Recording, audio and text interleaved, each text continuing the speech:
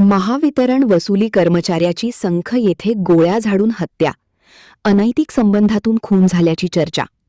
सांगली जिल्ह्यातील संख परिसरात महावितरणच्या वसुली कर्मचाऱ्याची गोळ्या झाडून हत्या झाल्याची धक्कादायक घटना समोर आलीय.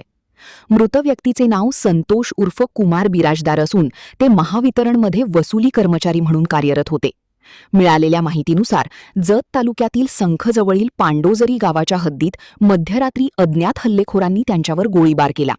या हल्ल्यात त्यांचा जागीच मृत्यू झाला. संतोष बिराजदार यांनी संख परिसरात 2 एकर शेती जमीन घेऊन नुकतेच घर बांधले होते.